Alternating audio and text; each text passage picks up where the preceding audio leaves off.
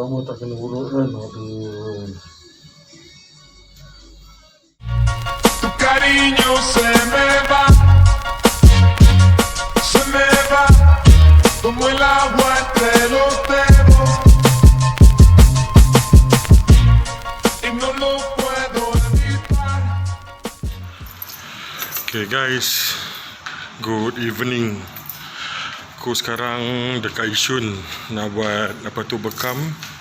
Badan aku dah tak boleh tahan lemah. So today activity will be at night doing bekam at my friend's place. So let's see, kita buat bekam. Jom. Okay, I just reach rumah dia. Rumah dia macam-macam bro. Tengok.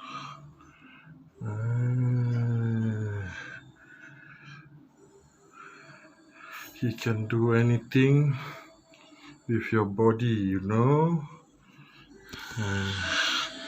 So kita tengok apa dia boleh buat untuk badan besar macam aku. So let's go.